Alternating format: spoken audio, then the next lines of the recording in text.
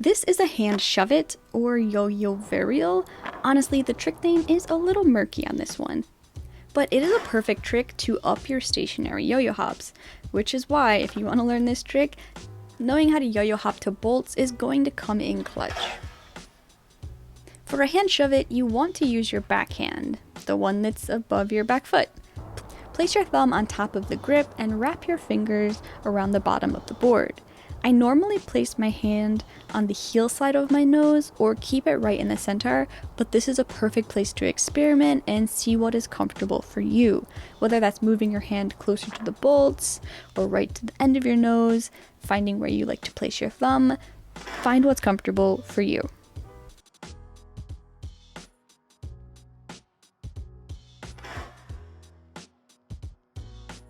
Now your feet really just need to be on the tail for this. As long as you can jump up with both feet, you are all set.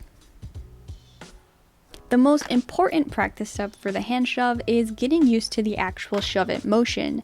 You want to stand behind the board and just shove it over and over and over again. 100 times if you have to, 1,000 times is even better. You want to teach your body how to properly move the board and then just start catching the bolts with your back foot.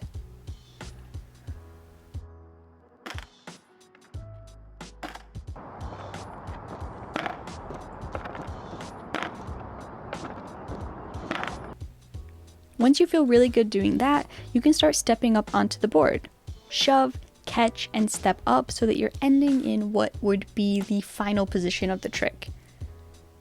And you can aim to do this faster and faster and faster until you're kind of jumping onto the board already. Once you get really comfortable stepping onto the board, warm up with a yo-yo hop to bolts or a finger flip.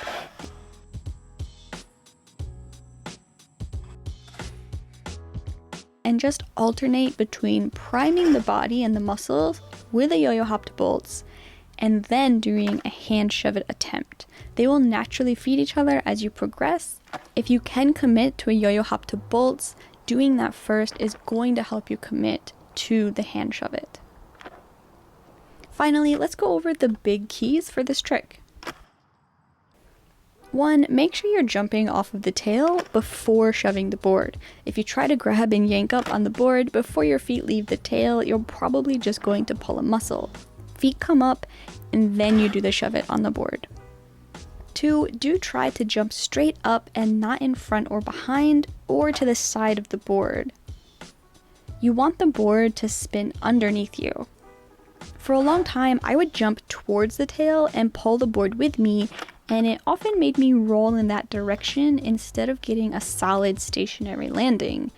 I personally think it looks better to jump up than it does to jump to the side.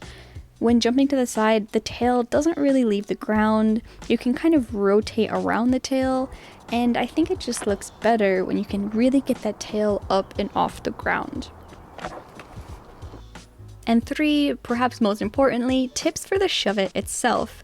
The shove it can be done in different ways and styles, but I like to pull the board straight up so that I can really get that tail off the ground, guide the nose in front of my body, and throw straight out to the side.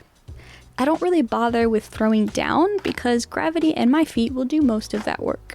You can also see here that when I don't pull the board up a little bit, it just kind of stays close to the ground or the wheels and tail drag a little bit, and that is fine, but I do think it looks best when there's a nice separation by pulling the deck up and then doing the shove it. And that's part of why the practice steps are so important, because you can really drill into your muscle memory that pulling the board up, bringing it around, and throwing it out to the side to get a nice, clean, fast shove it.